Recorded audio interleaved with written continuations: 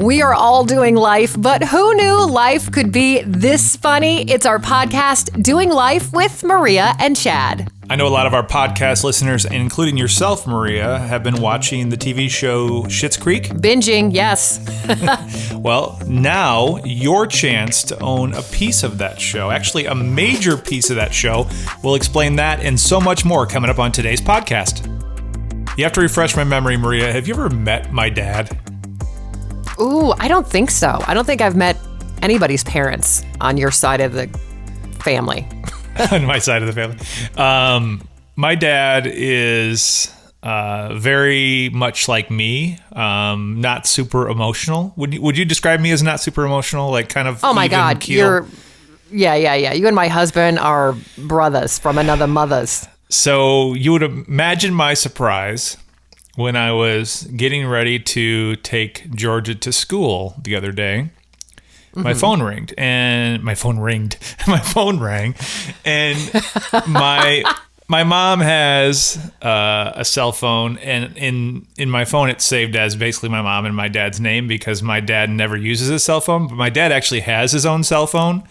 A few years ago, my mom forced him to have one in case of an emergency, right? Right. Long story short, my dad's calling me, and I'm like, I'm in a hurry. I got to take Georgia to school. But I saw it ringing. I'm like, I better answer this because it's got to be important because my dad never calls me, right? Right. Answer the phone, and my dad is bawling, like crying. And I immediately, I'm like, maybe something happened to mom, like, because they live back in Illinois.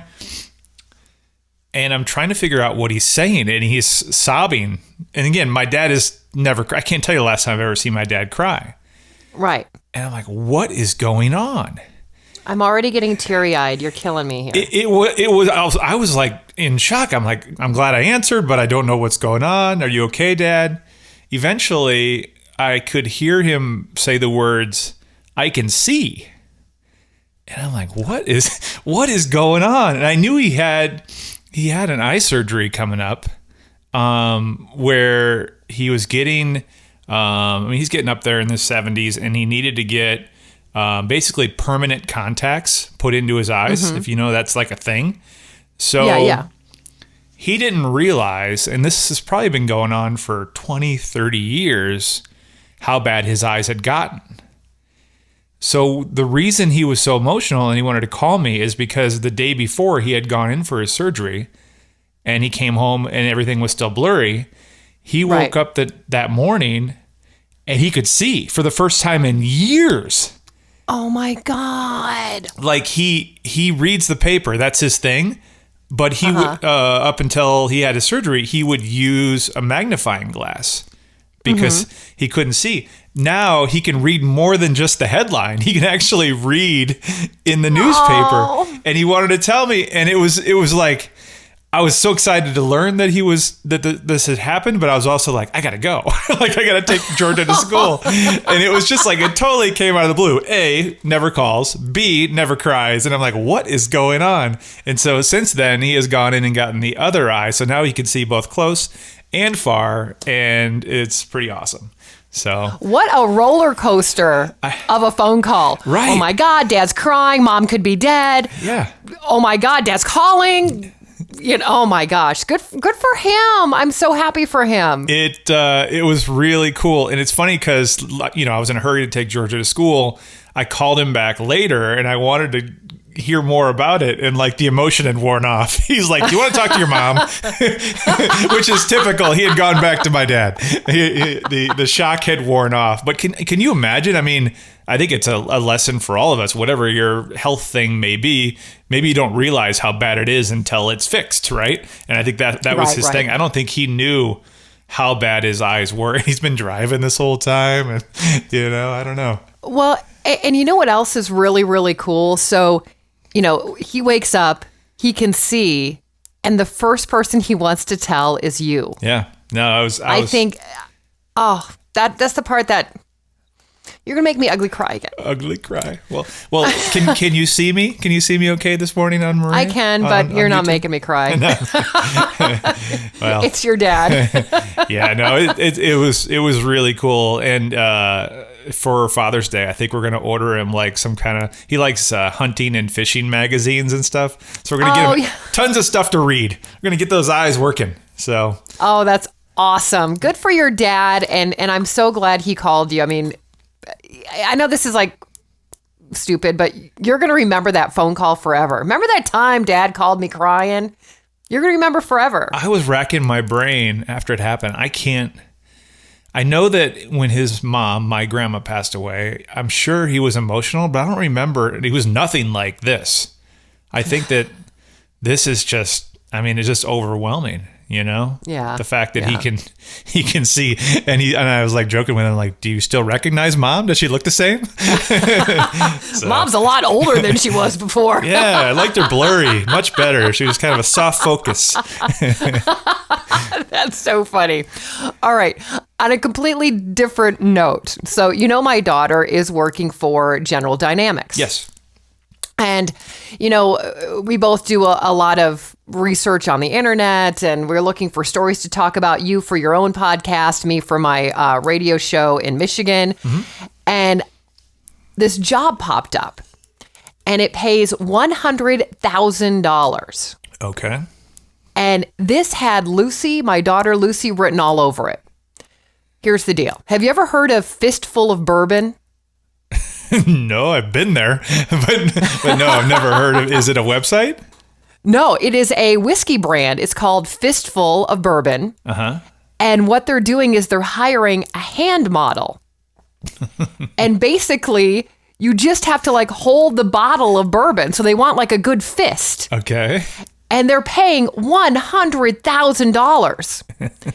And here's what it says. It says, here at Fistful of Bourbon, we're looking for a new leading star, someone that can truly wow us with their panache. Fistful is a blend of 5 straight American bourbons, literally a fistful, that together delivers the bourbon that we all love, blah, blah, blah. And they're looking for a spokesfist. Okay. And I looked on the website, and you have to take pictures, different angles of your fist. And the guy who's talking about it has tattoos. He's like one of the founders or whatever. So anyway, I thought, oh my God, Lucy has a great fist because of her karate. She can get her nails done. I mean, what a great twist on bourbon usually being a men's thing. Sure, yeah. So I sent her this, and I was so excited. I'm like, oh my God, she is going to win this. This is going to be amazing. She's going to win $100,000. And I sent her the link, and she texts back, and she goes, you have to be 25. Oh. I'm like, I didn't read that part. And I'm like, well, you would have won. Well, I wonder when you were telling that story about her fist, because she was so big into karate, she never like broke her hand, or like, is her hand still in good shape? Because I know that the biggest thing with hand models is you have to be like flawless because everybody's got a hand, right? Well, I think in this particular instance, you can be a little rough-handed because it is, fistful of bourbon. Yeah. But she thinks she has short fingers. Mm. So when she gets her nails done, I mean, her hands are beautiful. I mean, she's 22 years old. Right. But I don't think she hasn't broken any of her hands. I think she cracked her sternum one time. She got hit in the chest. Oh, geez. And she cracked her sternum. She may have broken a rib or fractured a rib in the past, but... Let me check. I don't know. I'm just Googling this. Sternum full of bourbon. Nope, there's no website. So she wouldn't be able to be a sternum model for that. That's funny. But I tried to, I tried. I want to give you a word of warning and share with you a story that I did on the most recent episode of my solo podcast, which, by the way, is called That Just Happened. There's a story out of Houston. I don't know if you heard about the guy who was working at the bank that would take customers' cell phones. Actually, the 2 people that turned him in were both 20-year-old females. Mm-hmm. So they would go in there and they're like, I don't know how to log on to my account. And they're like, and the guy's name is Juan. He's like, hey, I'll take your phone and I'll log you in.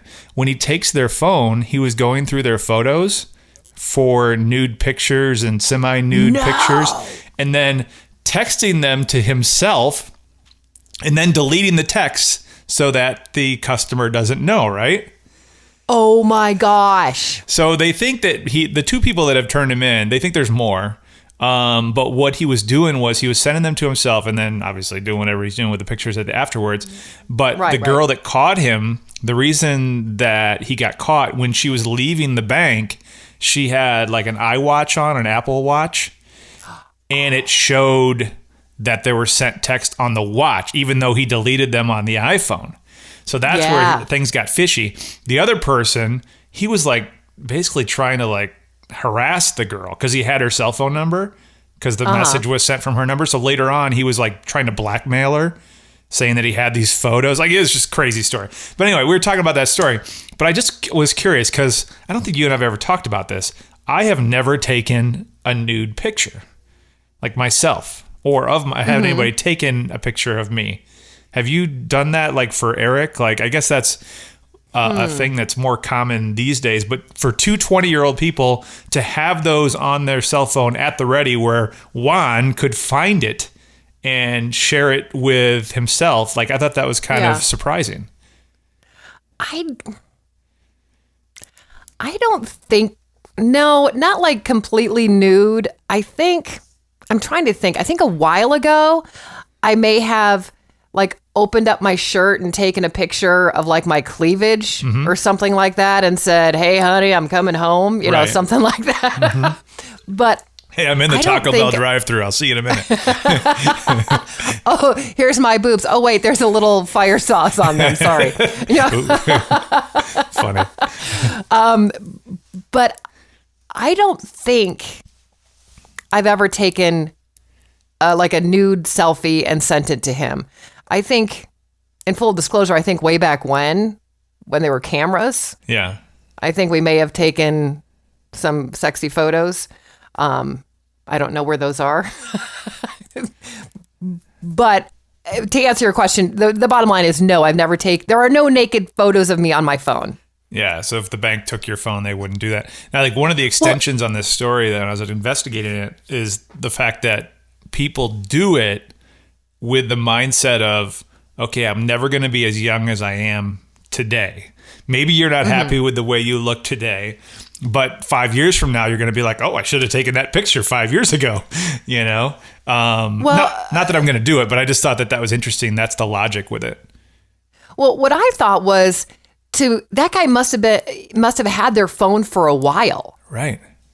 You know, because let me show you how to log in, blah, blah, blah. But then he had to scroll through the photos, find the photos, text them to himself, delete the text. I mean, that is a long time with the phone. Yeah, I would get uncomfortable. And who knows the exact circumstances, but I guess there were 12 photos with the first girl that discovered it on her watch leaving. But yeah, he goes through an iPhone, highlights them all, sends them, deletes them. You know, finishes up the transaction at the bank. She's walking out. She looks at her watch and like, what the heck just happened? You know, and then it's in the iCloud and you're like, oh, so somebody just took my photos. But yeah, I just thought that was kind of interesting because it's not something that is part of my world. And I thought I'd ask you. Yeah, no, that's a hard no. That's a hard no. No, wait, real quick. Yeah. Does Steph have naked photos on her phone? No. Well, I should say no. When we were in college, she wanted to be in Playboy. And so she didn't take naked photos, but she took like bikini pictures and submitted it. It was like, I mean, it's a long time ago. So it was when the internet was new. So it was the girls of the internet. I remember she had sent in photos and she actually got a call back and that's as far as it went. And she had like a phone conversation, but that was the end of that. So I forgot to tell you, the other day, all the guys went to the bar. Okay. My husband and a bunch of the guys. And I got a phone call from the wives and they're like, hey, what time do you get off work? And so I decided to meet the guys and the girls at the bar. And husband came with me. A quick question as you get into this. Were you in your full Costco costume? I did run home quickly and changed. Okay. All right. Just checking. So I was not wearing my comfortable shoes. I put on something a little bit cuter. Yeah. So anyway, we go to this bar, Leghorns, which is kind of a newer bar in my neighborhood. Okay. And my friend Justy, I think he knows the owners or something like that. So two parts to this story. Number one, the last time I was there, I was really drunk and really obnoxious. I think I told you I went behind the bar and started making drinks. I mean, I was a total bitch. It was not good. Did they have your photo up on the wall going, "Do not serve this woman"? So, and I stole a Moscow Mule mug. Of course you did. Yeah. So when I went back, I really did feel guilty because they're a new place. So I brought the mule mug back. Okay. And I said, "Hey, I apologize. I was really obnoxious and I was kind of a bitch. Here's the mug." And he goes, "I don't care. We get those for free. Keep it." I'm like, "Oh, all right. Okay." So I felt better. Yeah. And then I said, "I'm sorry I was so obnoxious." And he goes, "We don't serve holy water here. You're allowed to be obnoxious." I'm like, wow, this is like the best bar ever because I should have been kicked out. So the best part of the story, now you've met Dean Justice, right? Yes. You've met Justy. Yeah. So Justy has been overserved. And I think that's the only time I've ever seen him when he's overserved. Your birthday party. he falls off his chair. Oh boy. So Falls he's off his chair. really over. Yeah. But the best part was Harold, who's the owner, goes over there and looks down at him and says, "I told you not to talk back to me." And starts like giving him shit. So this guy is just encouraging bad behavior. I like it. We'll have to check this place out. It was so fun. So rather than like, dude, come on. Yeah. He just like flows with it. He is so funny. I freaking love him so much.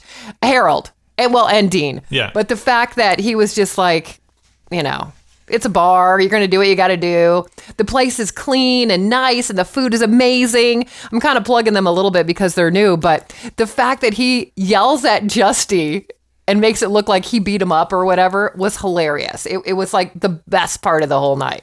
So you're going to have him listen to this podcast because we are taking sponsors. If he wants to advertise, we could be endorsing this bar, maybe get you a bar tab or something going on over there in exchange. The first time I was there, they did give me a T-shirt. I should have worn it today. Shoot, I should have worn it. Gosh darn it. Okay.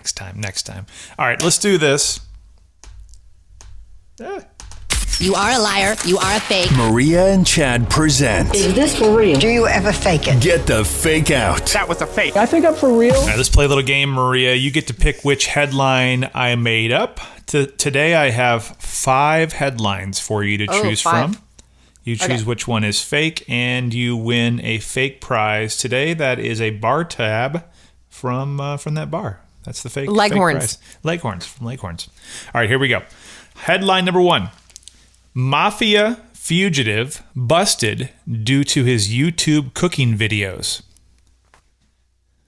Okay. According to a survey, the most stressed out states are Nevada and Louisiana. Nevada and Louisiana. Okay.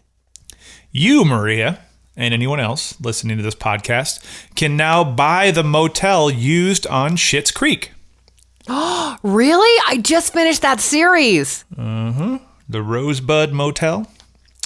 That's one of the headlines. Here we go. Number 4. Man sets record for seeing Avengers Endgame 97 times. Avengers Endgame. Okay. And finally, number 5 of 5. Team of firefighters rescue dog with head stuck in a tire. Aw. All right. Which one do you think is the fake one that I made up? Okay, I'm going to talk this out a little bit. Okay. I did not read the whole story, but I saw the headline about the firefighters saving the dog with his head in the tire. So Okay. I know that one is true. I believe I saw the headline for the mafia guy getting busted because he was doing a cooking show. Idiot. Yep. Okay. Oh my gosh. I have not heard the other 3. I believe because of the success of Schitt's Creek, they probably are selling that motel. So I'm going to say that is true as well. So you're down to the stressed out states or the guy seeing Avengers Endgame 97 times? I'm sure people do all sorts of records. I'm sure he probably did watch that 97 times because he's a loser and has nothing better to do. Whoa. Judging. Whoa. Hashtag Judgy McJudge Pants. Yes. I'm going to say, what does Nevada and Louisiana have to do? Why are they so stressed? That's stupid. I'm going to say that was a trick question, and that is the fake headline. No bar tab for you. You are wrong, Maria. Poop. But you were close. All right. You were very close. So the fake headline is the one about Avengers Endgame. I kind of tricked you a little bit. It's a dude from Florida. Of course, it's always darn Florida. Broke Guinness World Record by seeing Avengers Endgame in movie theaters nearly 200 times. In theaters? 191 times in 90 days. Yes, you were right on loser. That is definitely correct. Yeah, that's the fake one because it wasn't 97, it was 191. All right, let's go into the stressed out stuff. So there's a new study that just ranked every state from the most stressed out to the least, based on everything from unemployment rates to divorce to COVID restrictions and crime. The top two were Nevada and Louisiana. Want to take a guess at what the least stress states were? Oh, it's got to be like Hawaii and Alaska. Nope and nope. Utah and South Dakota. But at the time of this taping our podcast, did you see what's going on in South Dakota? No. Mount Rushmore is on fire.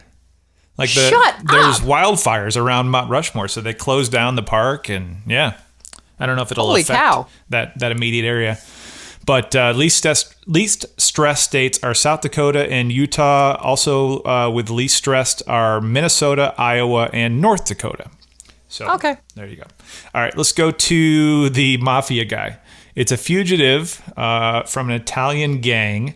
He showed off his cooking skills online, and he is now in jail for 7 years for evading the authorities. No, he's in jail after 7 years. He's been on the run for 7 years. His name's Marc Ferrin Claude Biart, and he's 53 years old. He was doing these culinary videos on YouTube while he carefully hid his face during the demonstrations. He failed to disguise his distinctive body tattoos. So that's how they ID'd him, is they could match up his tattoos. You know, he tried. I mean, A for effort. Yeah, but why would you even put yourself close to... you're putting yourself out there. You know what I mean? If you're trying to hide... I mean, the whole gang thing is crazy.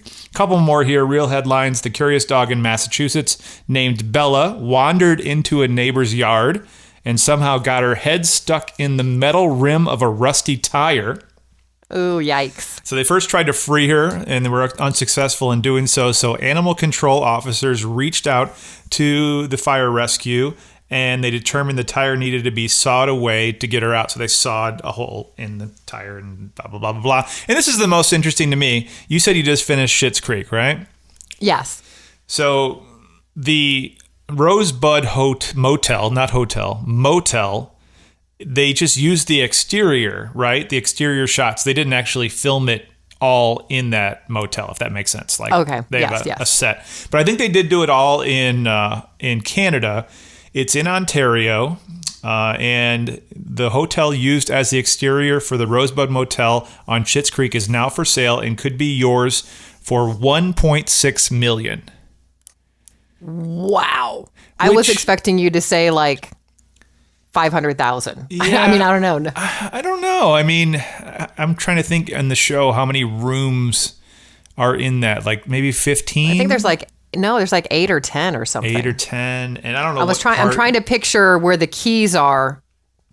I mean, granted, that's not the real inside, so I don't know. Yeah, I don't know. And then you need your own Stevie, the hotel manager, if you bought the thing.